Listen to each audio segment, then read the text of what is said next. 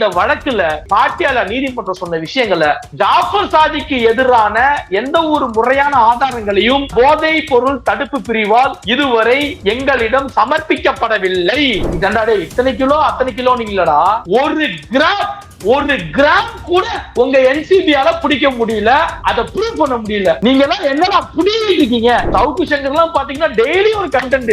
முத்தலி நீங்க பாத்தீங்கன்னா முத்தலி, இந்த இது பாத்தீங்கன்னா முத்தலி, இவரு பாத்தீங்கன்னா முத்தலி, இத வச்சே எல்லாம் மாச கணக்குல கண்டென்ட் ஓட்டுனா பாஜகவுக்காக. அந்த சவுக்கு சங்கருங்கள்ல இருந்திருந்தானா இந்த டெய்லி கண்டென்ட் போட்டியாடா, உன் கண்டென்ட் நாரி சிரிக்குதுடா அப்படின்னு காரியத்துக்கு பிரிப்பேன் சவுக்கு சங்கரை பார்த்து. எடப்பாடி பழனிசாமி விஷயமே தெரியாம என்னமோ நேத்து கோமாவில இருந்து இன்னைக்கு முடிச்சவன் மாதிரி கத்துனீங்க. எடப்பாடி பழனிசாமி ஸ்டெர்லைட்ல உன் கதை சிரிக்குது, உன் பின்னாடி போய் மோந்து பாரியா. இந்த ஜூனியர் விகடன்லாம் ஐயோ அப்பப்பா சொல்ல முடியாது தலைவா. அப்படியே பாத்தீங்க அப்படின்னு எதுக்கு போனையாதான் எழுதுறது. இவனுக்கு என்னமோ பக்கத்துல இருந்து பார்த்த மாதிரி பலவரமா அட்டைப்படத்திலே ஜாஃபர் சாதிக் போட்டோ, ஜாஃபர் சாதிக் குறித்த விஷயம், தமிழக அரசு கூடான தொடர்பு, இந்த தலைப்புல தான் செய்திகளே ஜூனியர் விகடன் வந்து வெளியிட்டிருந்தாங்க. இப்ப கோர்ட் இந்த மாதிரி கேள்வி கேட்கிட்டு ஜாமீன் கொடுத்திருக்கே, ஜூனியர் விகடன் குழுமம் சோறு தான் திங்கிறீங்களா நான் கேட்கிறேன். நீங்க செட் பண்ண நிறைய எல்லாமே பொய், தமிழ்நாடு போதை மாநிலம் அப்படின்னு பேசுறது எல்லாமே பொய் அப்படின்னு எடுத்துக்கிட்டு ஒழுங்கு மரியாதை முச்சந்தில நின்று நடுத்தருல நின்று மக்கள்கிட்ட மன்னிப்பு கேட்கணும். அண்ணாமலையில இருந்து எடப்பாடி பழனிசாமி இருந்து நரேந்திர மோடி இங்க வந்து மன்னிப்பு கேட்கணும். டைரக்டர் அமீர்னு ஒருத்தர் இருப்பாரு, அவருக்கும் இதுல சம்பந்தம் இருக்கும்னு அவரை போட்டு அடின்னு அடிச்சானுங்க. அமீர் கொல்ல அடிச்சாங்க. அமீர் மூலமாக ஒரு மத குருமாருக்கு ஜாஃபர் சாதிக் பழக்கம். அந்த மத குருமார் வந்து ஐஎஸ் தீவிரவாத அமைப்பு கூட லிங்க்ல இருக்காரு. பணம் இப்படி போய் அப்படி போய் இந்த வழியா போய் ரோட்ல போய் ஜப்பான்ல போய் வண்டியில போய் வந்துச்சுன்னு இப்படி நல்லா சுத்தி கதெல்லாம் சொன்னீங்க. காரணம் என்ன? அமீர் ஒரு இஸ்லாமியர், சமத்துவம் பேசக்கூடிய ஒரு இஸ்லாமியர். ரூட்ஸ் நேயர்களுக்கு வணக்கம். போதைப் பொருள் கடத்திய வழக்கில் கைது செய்யப்பட்ட ஜாஃபர் சாதிக் என்பவருக்கு டெல்லி நீதிமன்றம் பிணை அளித்துள்ளது. இது குறித்து விவாதிக்க சமூக செயல்பாட்டாளர் தோழர் சத்யபாபு அவர்கள் இணைந்துள்ளார். வாருங்கள் அவர்கள் பேசுவோம். தோழர் வணக்கம். வணக்கம். இந்தியாவோட பிரதமராலேயே பாராளுமன்ற தேர்தல் அப்போ தமிழ்நாட்டுல பெரிய போதை பொருள் மாஃபியா இருக்கு, அதோட தலைவர் வந்து கைது செய்யப்பட்டிருக்கிறார், தமிழக அரசே அவருக்கு பாதுகாப்பு கொடுக்குது அப்படின்னு ஒரு மிகப்பெரிய குற்றச்சாட்டை வச்ச விஷயம் இது. அந்த குற்றச்சாட்டுல சிக்கிய நபர் வந்து இன்னைக்கு டெல்லி நீதிமன்றத்தால் வந்து இன்னைக்கு பிணை வழங்கப்பட்டிருக்கிறார். எந்த காரணத்துக்காக பிணை வழங்கப்பட்டிருக்குது? அதாவது பிரதமர் நரேந்திர மோடியால மட்டும் இந்த மாதிரி சொல்லப்படல. நரேந்திர மோடியில இருந்து, அண்ணாமலையில இருந்து, எடப்பாடி பழனிசாமியில இருந்து, அன்புமணியில இருந்து, இங்க இருக்கக்கூடிய சவுக்கு சங்கர்ல இருந்து மணி வரைக்கும் பயங்கரமா பேசப்பட்டது. அது மட்டும் இல்லாம ஒவ்வொரு ஊடகத்திலையும் மிகப்பெரிய அளவுல பேசப்பட்ட ஒரு விஷயம் என்னன்னா, சர்வதேச போதைப் பொருள் கும்பலின் தலைவன் கைது, ஜாஃபர் சாதிக் கைது. சர்வதேச போதை பொருள் கும்பலுக்கும் இங்க இருக்கக்கூடிய தமிழகத்துக்கும் சம்பந்தம் இருக்கு, குறிப்பாக திமுகவுக்கு சம்பந்தம் இருக்கு, குறிப்பாக தமிழ்நாட்டு அரசுக்கும் சம்பந்தம் இருக்கு. இதுக்கு காரணம் தமிழ்நாடு அரசு தாங்கிற மாதிரியான ஒரு கதைகள் வந்து 3-4 மாசமா இங்க சொல்ற மாதிரி பல பேரால பேசப்பட்டது, பரப்பப்பட்டது. இப்ப அவங்க எல்லாத்துக்கும் செருப்பால் அடிச்ச மாதிரி இப்படி ஒரு விஷயத்துக்கான ஆதாரமே இல்லடா அப்படிங்கிற மாதிரி டெல்லி பாட்டியாலா நீதிமன்றம் வந்து இந்த குற்றம் சாட்டப்பட்ட ஜாஃபர் சாதிக்கு வந்து ஜாமீன் கொடுத்திருக்காங்க. அவங்க ஏன் ஜாமீன் கொடுத்தாங்க, அவங்க எதனால ஜாமீன் கொடுத்தாங்க, அவங்க வந்து எப்படி ஜாமீன் கொடுத்தாங்கன்னு பாக்குறதுக்கு முன்னாடி இதுக்கு முன்னாடி இதன் சம்பந்தமா நடந்த விஷயங்கள்லாம் நம்ம பார்ப்போம்.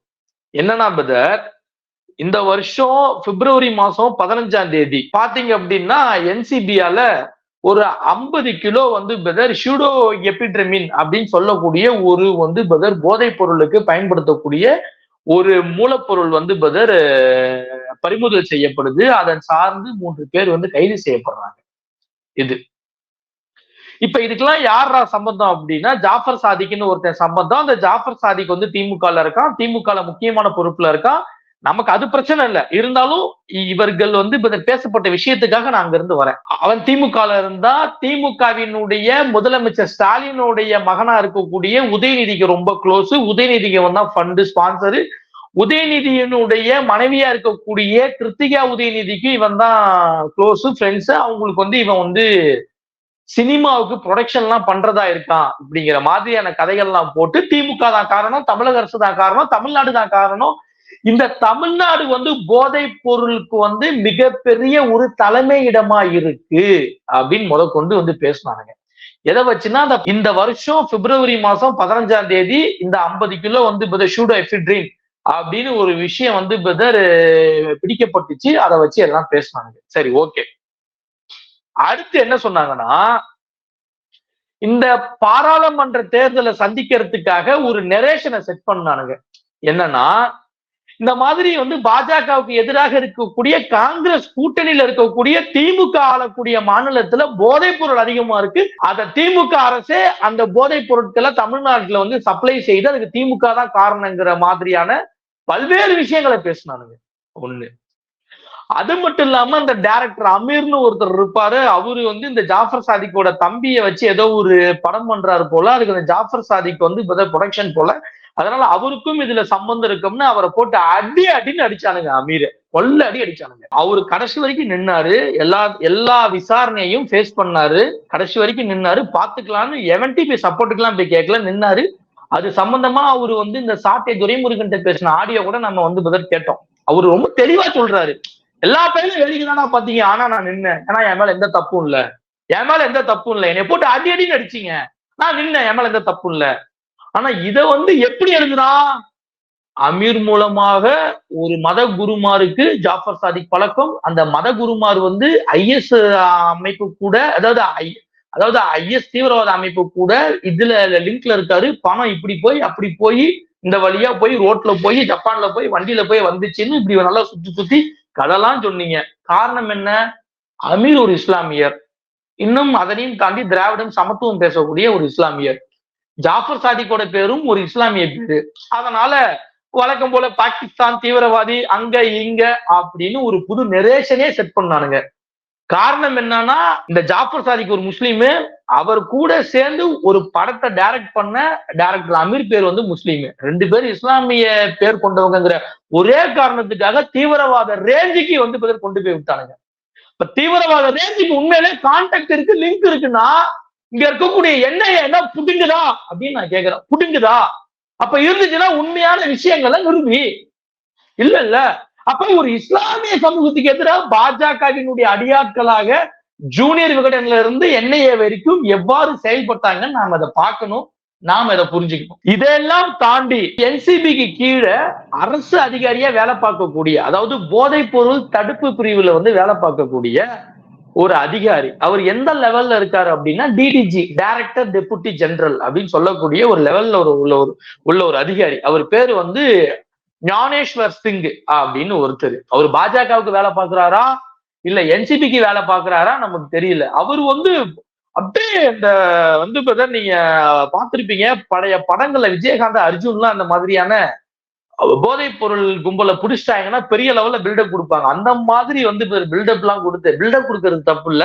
ஆனா அவர் பேசின விஷயங்கள்லாம் தப்புன்னு சொல்ல வரேன். என்ன பேசினாருன்னா, நாங்க ஒரு ஆபரேஷன் பண்ணோம். அந்த ஆபரேஷன் வந்து நியூசிலாந்து ஆஸ்திரேலியாவில் இருக்கக்கூடிய போதைப் பொருள் தடுப்பு பிரிவு கூட நாங்க சேர்ந்து 6 மாசமா கண்காணிச்சு சர்வதேச போதை கும்பல் தலைவனா இருக்கக்கூடிய ஜாஃபர் சாதிக்க நாங்க டெல்லியில கைது பண்ணிட்டோம் அப்படின்னு இந்த வருஷம் மார்ச் மாசம் 9ஆம் தேதி ஒரு பெரிய பில்டப்பை கொடுக்குறாரு.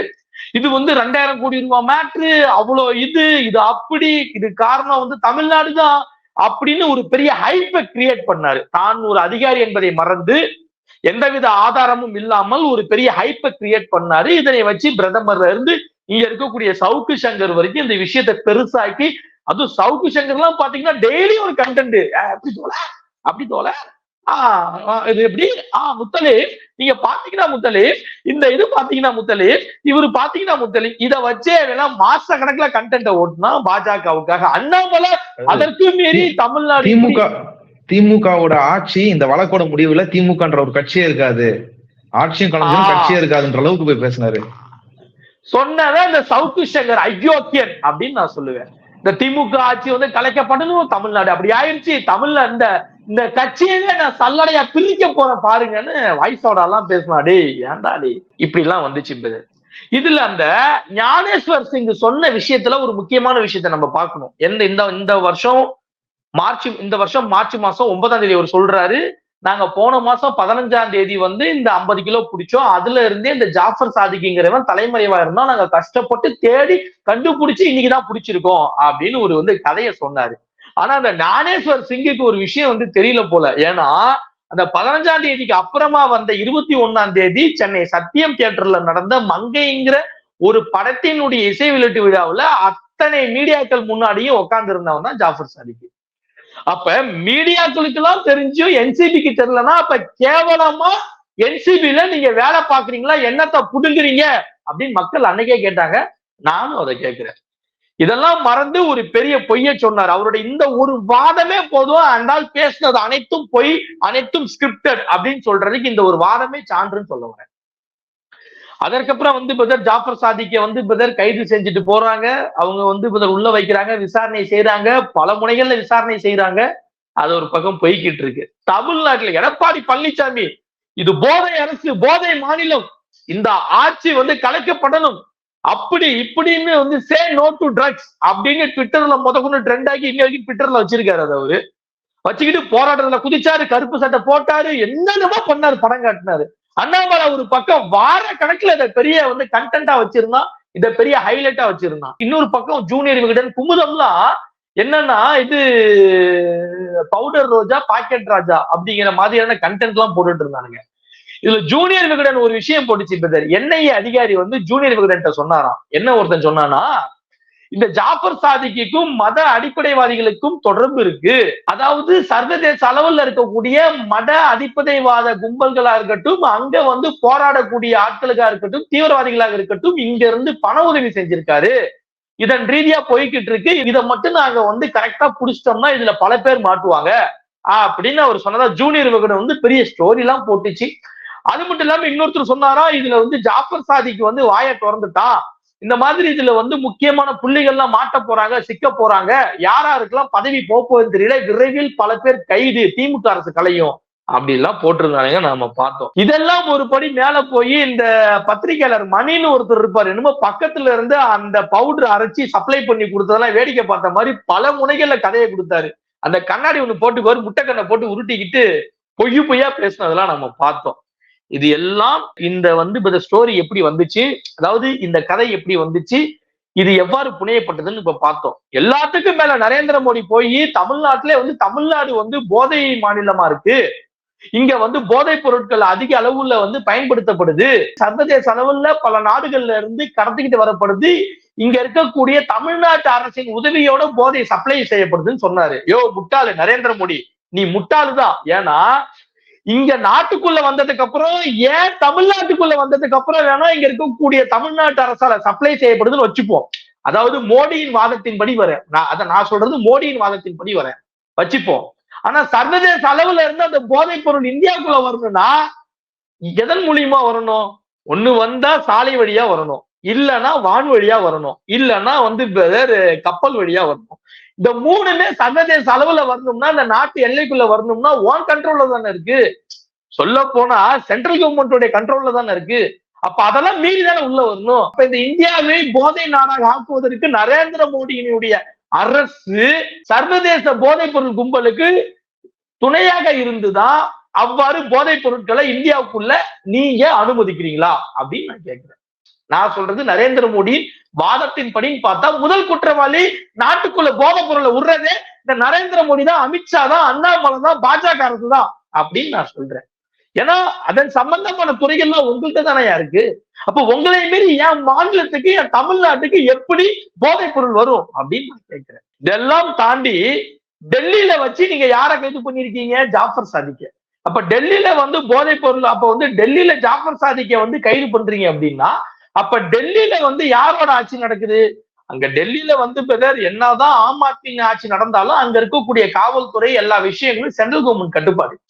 அன்னைக்கு அதாவது சென்ட்ரல்ல யார் ஆட்சியில் இருக்காங்களோ அவங்க கட்டுப்பாடு.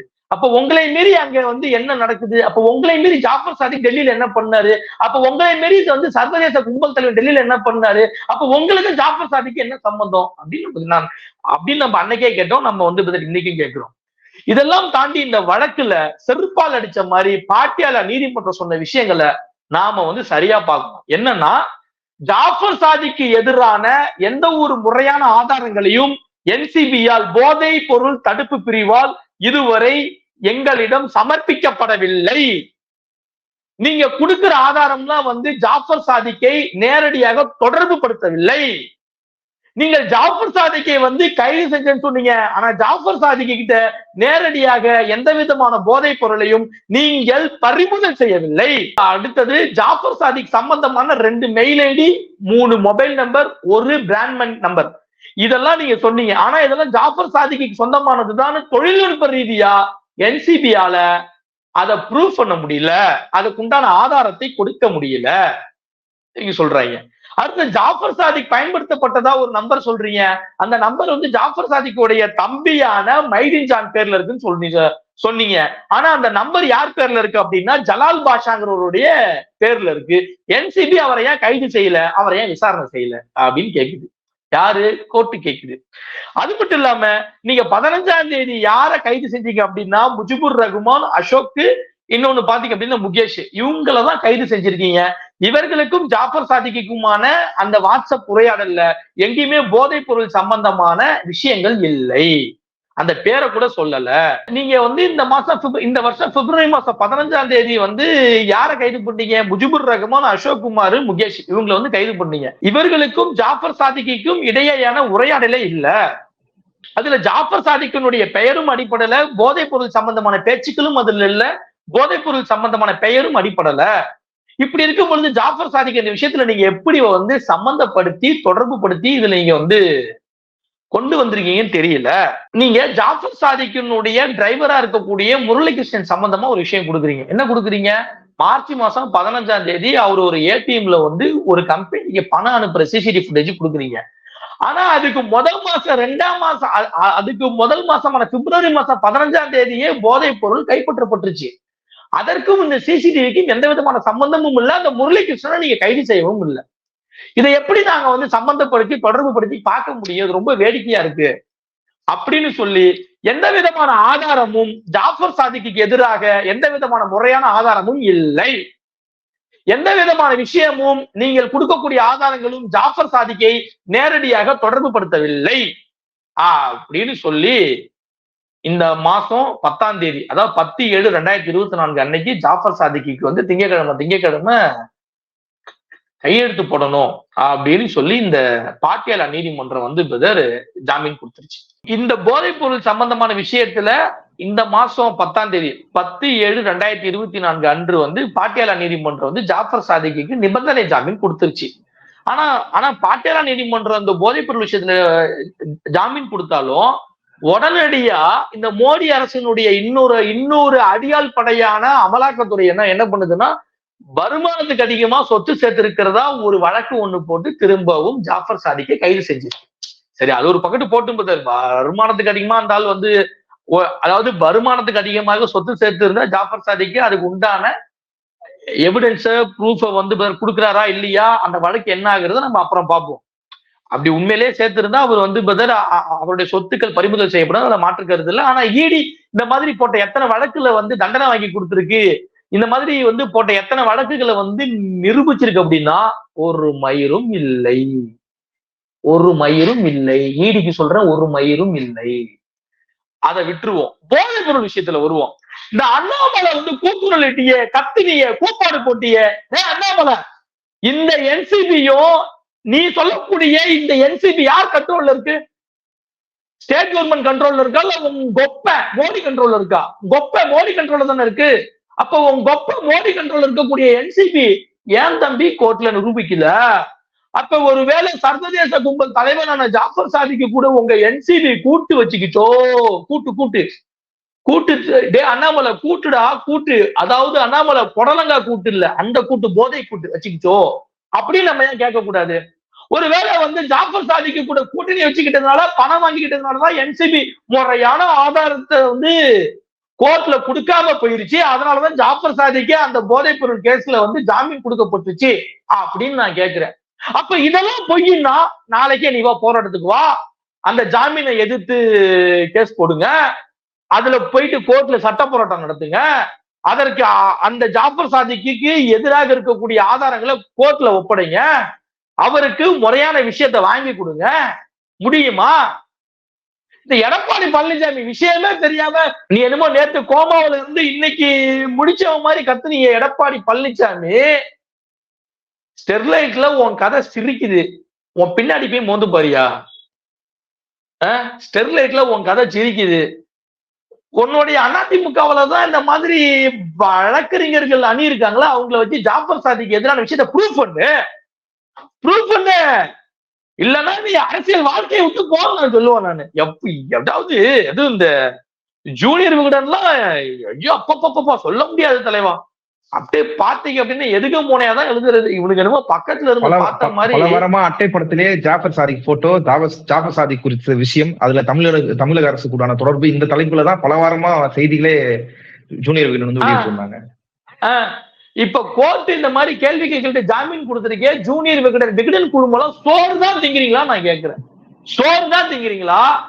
உண்மையாலுமே தமிழ்நாட்டுல பிறந்த தமிழர்களுக்காக தான் நீங்க பத்திரிகை நடத்துறீங்களா நான் கேட்கிறேன். ஏண்டா எவனோ ஒரு வடக்கனுக்காக நம்ம தமிழ்நாடை விட்டு கொடுக்குறீங்க. கேவலமா இல்ல? அசிங்கமா இல்ல? சரி, அதெல்லாம் தாண்டி பத்திரிகை தர்மம்னு ஒண்ணு இருக்கு. எப்படி ஒண்ணுமே இல்லாத விஷயத்த சங்கர் ரேஞ்சுக்கு, ராஜமௌழி ரேஞ்சுக்கு கதை எழுதுறீங்க. இப்ப எல்லாம் வந்து ஒண்ணுல புசுன்னு போயிருச்சா? நல்லவேளை சவுக்கு சங்கரங்கள்ல இருந்திருந்தானா மூஞ்சில காரி துப்பிருப்பேன். ஆபீஸ்க்கு நேரடியா போய் காரி துப்பிருப்பேன். டெய்லி கண்டென்ட் போட்டியாடா, உன் கண்டென்ட் நாரி சிரிக்குதுடா அப்படின்னு காரி துப்பிருப்பேன் சவுக்கு சங்கரை பார்த்து. இப்படி இந்த விஷயத்த திமுகவுக்கு எதிராக செய்யறதாக நினைச்சு தமிழ்நாட்டுக்கு எதிராகவே அந்த பாஜக கும்பல், அதிமுக கும்பல், இந்த நாம் தமிழர் கும்பல் செஞ்சிச்சு.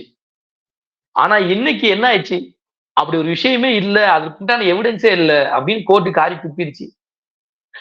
அப்ப இவனுங்களெல்லாம் என்ன செய்யலாம் அப்படின்னு நான் வந்து மக்கள் மத்தியிலே நான் விட்டுறலாம் இருக்கேன். நரேந்திர மோடியில இருந்து அண்ணாமலை வரைக்கும் இருக்கக்கூடிய பாஜக கும்பல், இந்த பக்கம் பாத்தீங்க அப்படின்னா ஸ்டெர்லைட் கொடுமைக்காரன் எடப்பாடி பழனிசாமி உள்ளிட்ட அதிமுக கும்பல், இதெல்லாம் தாண்டி தமிழ்நாட்டுலதான் போதைப் பொருள் அதிகமா இருக்கு, தமிழ்நாடு வந்து போதைப் பொருளுக்கு முன்னணி மாநிலமா இருக்குன்னு கொஞ்சம் கூட வெக்கமே இல்லாம அதாவது தங்களுடைய மாநிலத்தையே இவ்வாறு அவதூறாக பேசின அத்தனை அயோக்கியர்களுக்கும் நான் ஒன்னே ஒண்ணு சொல்றேன்.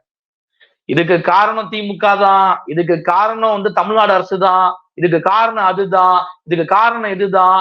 இவங்க எல்லாம் சேர்ந்துதான் இந்த வந்து தமிழ்நாட்டுல வந்து போதை விற்பனை அதிகமா நடக்குது, தமிழ்நாடு போதை மாநிலத்துல வந்து ரொம்ப முன்னணி மாநிலமா இருக்குன்னு பேசின இந்த அண்ணாமலை உள்ளிட்ட, நரேந்திர மோடி உள்ளிட்ட, எடப்பாடி பழனிசாமி உள்ளிட்ட இந்த தமிழ்நாட்டுக்கு எதிரான கும்பல்கிட்ட எல்லாம் நம்ம சொல்றது என்னன்னா, இன்னைக்கு நீதிமன்றத்துல வந்து உன்னுடைய ஒன்றிய அரசுக்கு கீழே இருக்கக்கூடிய என்சிபியால சரியான ஆதாரத்தை கொடுக்க முடியாததுனால நீதிமன்றம், அதாவது நீங்க எல்லாம் பேசி அரசியல் செய்த அந்த வழக்கில் குற்றம் சாட்டப்பட்ட ஜாஃபர் சாதிக்கு ஜாமீன் கொடுத்துருச்சு. அப்ப இந்த பக்கம் நீங்க சொன்னதெல்லாம் உண்மை, இந்த மாதிரி வந்து தமிழ்நாடு இப்படிப்பட்ட மாநிலம், அதற்கு காரணம் வந்து தமிழக அரசு தான், ஜாஃபர் சாதிக்கு தான் சர்வதேச கும்பலினுடைய தலைவன் அப்படின்னா, இங்க என்சிபி அதுக்கு உண்டான ஆதாரத்தை ஏன் கொடுக்கல?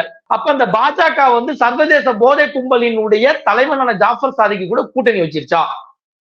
நீங்க அதை தெளிவுபடுத்தணும். அப்ப என்சிபி ஏன் இதற்கு எதிராக எந்த விஷயம் பெருசா எடுக்காம ஜாமீன்ல ஒரு அளவுக்கு ஏன் கோட்டை விட்டுச்சு? ஆதாரத்தை ஏன் கொடுக்க முடியல? அப்ப உங்க பாஜக வந்து போதைப் பொருள் கும்பல் கூட வந்து ஒத்து ஓதிருச்சா? அதிமுகவும் சேர்ந்து போதைப் பொருள் கும்பலோட ஒத்து ஓதிருச்சா? ஒண்ணு. இல்ல நீங்க சொன்னதெல்லாமே பொய் அப்படின்னா, இங்க வந்து நீதிமன்றத்துல என்சிபியால உண்மையாலுமே ஆதாரத்தை கொடுக்க முடியலன்னா, அப்ப அவங்க பொய்யான வழக்கு தான் போட்டிருக்காங்க. அப்படின்னா ஜாஃபர் சாதிக்கு அதுக்கு உண்மையிலே வந்து சம்பந்தம் இல்லாம இருக்கும். அப்படி உண்மையிலே சம்பந்தம் இல்லாம இருந்துச்சு அப்படின்னா, நீங்க வச்ச வாதங்கள், நீங்க செட் பண்ண நரேஷன் எல்லாமே பொய். தமிழ்நாடு இப்படி, தமிழ்நாடு அப்படி, தமிழ்நாடு போதை மாநிலம் அப்படின்னு பேசுறது எல்லாமே பொய் அப்படின்னு எடுத்துக்கிட்டு ஒழுங்கு மரியாதை முச்சந்தில நின்று, நடுத்தருவில் நின்று மக்கள்கிட்ட மன்னிப்பு கேட்கணும். அண்ணாமலையில இருந்து எடப்பாடி பழனிசாமி இருந்து நரேந்திர மோடி இங்க வந்து மன்னிப்பு கேட்கணும். அது டெல்லியில இருந்து மன்னிப்பு கேட்க கூடாது, இங்க தமிழ்நாட்டுக்கு வந்து மன்னிப்பு கேட்கணும். அது முடியுமா? 2. அடுத்தது, தமிழ்நாடுதான் போதை மாநிலமா இருக்குன்னு சொன்னா, அண்ணாமலை, எடப்பாடி பழனிசாமிக்கு தான் பெருசா விவரம் தெரியாது, ஏன்னா அது ஒரு பொம்மை. நீ தான் வந்து படிச்சு ஐபிஎஸ்ஆ இருந்து பல வேலைகள் பார்த்துட்டு தானே அங்க வந்திருக்க. குஜராத்ல, பாம்பேல, யூபில இல்லாததை கூட என் தமிழ்நாட்டுல ஒண்ணும் அப்படிலாம் கிடையாது. இன்னும் சொல்ல போனா கொப்ப மோடியோட கூட்டாளி பங்காளியான அதானி துறைமுகத்துல இருந்துதான் இந்த போதைப் பொருளே உள்ள வருது. அதை நீ ஏன் பேச மாட்ட? இதை நாமளே இதை நானே வந்து நம்ம சேனல்ல பல முறை பேசியிருக்கேன், சொல்லியிருக்கேன். அதையே நீ கேட்க மாட்ட, அதையா நீ பேச மாட்ட? ஏன்? கொப்ப மேல இருக்க பயமா? யாரு? கொப்ப மோடி மேல இருக்க பயமா? இல்ல உங்க சித்தப்பா அமித்ஷா மேல இருக்க பயமா? சரி, உனக்கு பயம்னா கூட நீ அந்த கட்சியில இருக்கலாம். எடப்பாடி பழனிசாமி இது ஒரு பொம்மை, இது கூட அது சம்பந்தமா பேச மாட்டேங்குது பாரு. அப்ப நீ என்னதான் தமிழ்நாட்டுக்கு எதிராக உன்னுடைய வடநாட்டு கும்பல் கூட சேர்ந்து நீங்க கூத்தடிச்சாலும் உங்களுக்கு நடந்து முடிந்த நாடாளுமன்ற தேர்தல்ல உங்களுக்கு மக்கள் கொடுத்த தொகுதி முட்டை. அப்ப பாஜகவுடைய வேல்யூ தமிழ்நாட்டுல முட்டை. நீ என்னதான் காங்கிரஸ்ல திமுக இருக்கு, அந்த திமுக ஜாஃபர் சாதிக் இருந்தாங்கிற ஒரே காரணத்துக்காக அதை திமுக கூட தொடர்பு படுத்தி, அந்த திமுகவை காங்கிரஸ் கூட தொடர்பு படுத்தி, அந்த இதை வச்சு பாஜகவுக்கு எதிராக இருக்கக்கூடிய கூட்டணிகளை தோற்கடிக்கலாம்னு நீ நினைச்சாலும், பாஜகவை ஜெயிக்க வைக்கலாம்னு நினைச்சாலும் அந்த பாஜக தமிழ்நாட்டுல எடுபடல அப்படின்னு நான் சொல்றது. பெதர், இதுல நான் ஒன்னே ஒண்ணு அல்டிமேட்டா ஒண்ணு சொல்லணும், ஒன்னே ஒண்ணு கேட்கணும். என்னன்னா, நம்ம தமிழ்நாட்டுல 3000 கிலோ பறிமுதல் செய்யப்பட்டுருச்சு போதைப் பொருள், 2000 கிலோ பறிமுதல் செய்யப்பட்டுருச்சு. இன்னும் சொல்ல போனா சர்வதேச அளவுல தமிழ்நாடு போதைப் பொருள் மாநிலமா பெரிய அளவுல இருக்கு. அது மட்டும் இல்லாம சர்வதேச போதைப் பொருள் கும்பலின் தலைவனான ஜாஃபர் சாதிக்ங்கிறவன் தமிழ்நாட்டை சேர்ந்தவன். நாங்க அங்கிருந்தா குடிச்சிருக்கோம். இது எல்லாத்துக்கும் பாலமே தமிழ்நாடு தான். இதற்கு காரணம் திமுக அரசு, தமிழக அரசு. இன்னைக்கு நம்ம ஸ்டேட்டினுடைய சிஎம்ஆ இருக்கக்கூடிய ஸ்டாலின் தான் காரணம். ஒரு பையன் காரணம், அவருடைய மருமகள் காரணம், அவருடைய குடும்பம் காரணம். தமிழ்நாடே மோசமான தமிழ்நாடு. தமிழ்நாட்டுல அதிக அளவுல போதைப் பொருள் பயன்பாடு இருக்கு, விற்பனை இருக்கு. இவ்வளவு வாய்க்கிலேயே பேசின அந்த பாஜக அதிமுக கும்பல்கிட்ட நான் கேட்கறது ஒன்னே ஒண்ணுதான். இதண்டாடே இத்தனை கிலோ அத்தனை கிலோ நீங்களடா, ஒரு கிராம் கூட உங்க என்சிபியால பிடிக்க முடியல, அதை ப்ரூவ் பண்ண முடியல. நீங்க எல்லாம் என்னடா புடிங்கிட்டு இருக்கீங்க அப்படின்னு நான் கேட்கிறேன். நான் சொல்றேன், பொறுத்திருந்து பார்க்கலாம். தான் பேசுனது பொய் என்று அண்ணாமலை அவர்களும் பாஜக அவர்களும் ஒத்துப்பாங்களா, இல்ல என்சிபிக்கு எதிராக மோடி அரசுக்கு எதிராக அண்ணாமலை அவர்கள் தமிழகத்துல போர்க்கொடியை தூக்குவாருன்றத பார்ப்போம். இவ்வளவு நேரம் இந்த செய்திகளை பகிர்ந்ததுக்காக மிக்க நன்றி. தேங்க்யூ பதர்.